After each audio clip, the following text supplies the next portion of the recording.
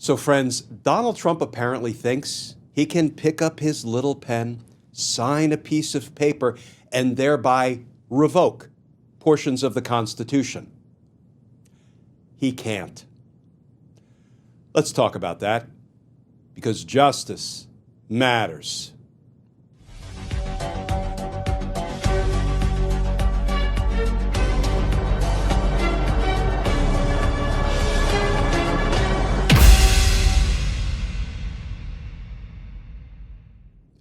Hey all, Glenn Kirshner here.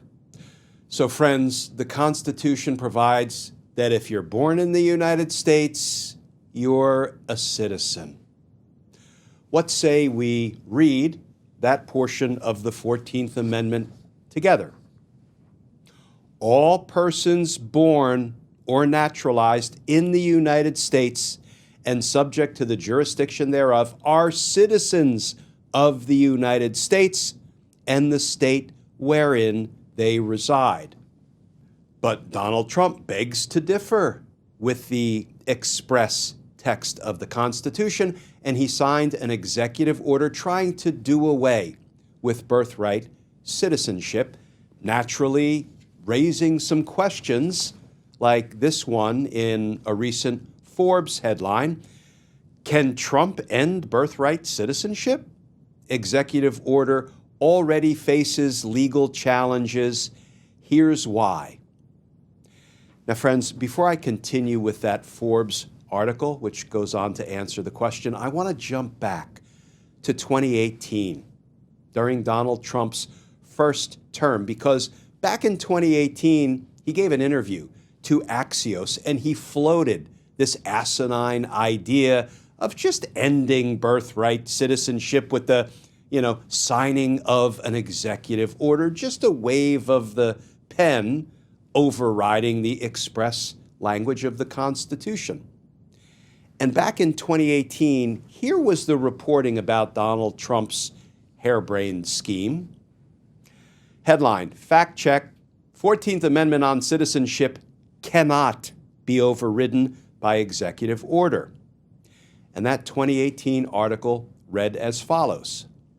President Trump says he can end birthright citizenship with an executive order, but most legal scholars and even leaders of the president's own party are skeptical.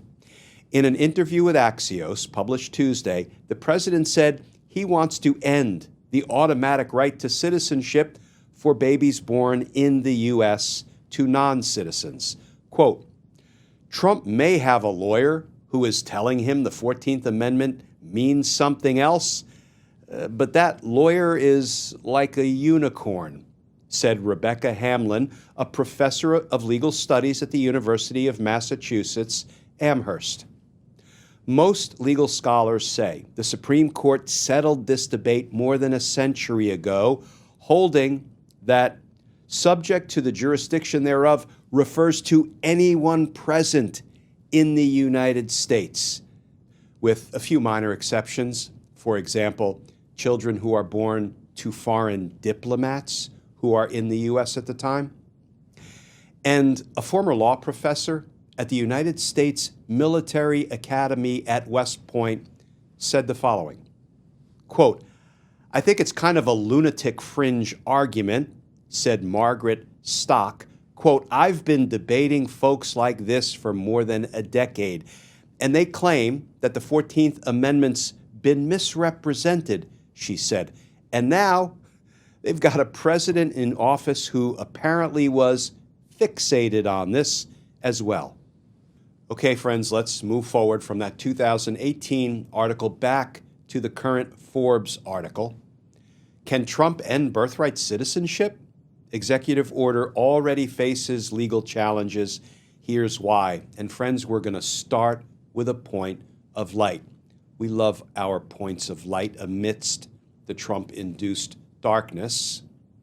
More than 20 states and multiple civil rights groups have already sued to block President Donald Trump's executive order outlawing birthright citizenship, the policy automatically giving citizenship to anyone born in the U.S., as legal experts widely believe, Trump, does not have the power to change the policy on his own.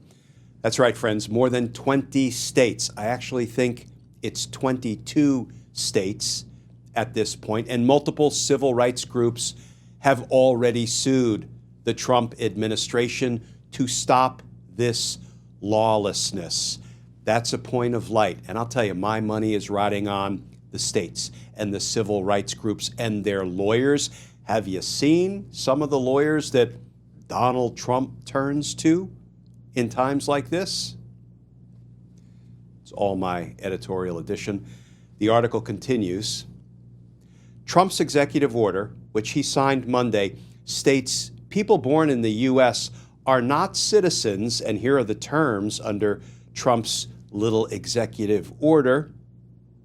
People born in the U.S. are not citizens if their mother was unlawfully present in the United States and the father was not a United States citizen or lawful permanent resident at the time of said person's birth, or if the mother was in the U.S. on a lawful but temporary basis like a student, tourist, or work visa, and the father isn't a citizen or lawful permanent resident.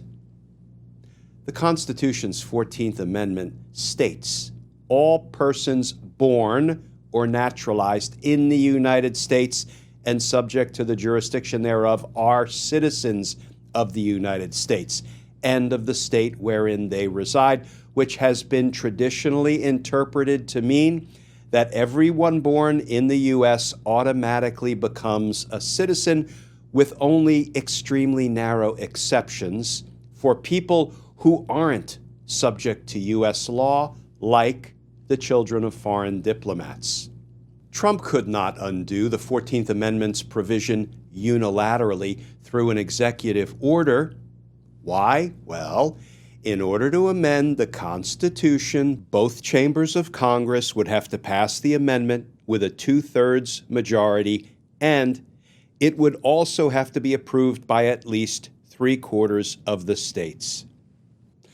But I think we all know why he's doing it, at least one reason he's doing it. He wants to get this issue up before his Supreme Court justices.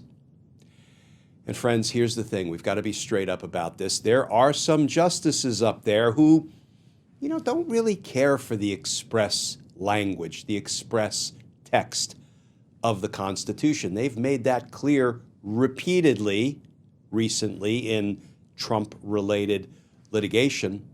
So could it be that guys like Sammy Alito and Clarence Thomas say, okay, the Constitution might say all persons born in the United States are citizens of the United States, but you're telling me I have to rule that all persons born in the United States are citizens of the United States? I have to rule that way? And then they might go on to, say the judicial equivalent of hold my beer. Now, I don't expect them to say that. I sure as hell hope they don't say that. I hope this time around they will remain loyal to the text of the Constitution because, when it comes to being loyal to the Constitution, justice matters. Friends, as always, please stay safe, please stay tuned, and I look forward to talking with you all again tomorrow.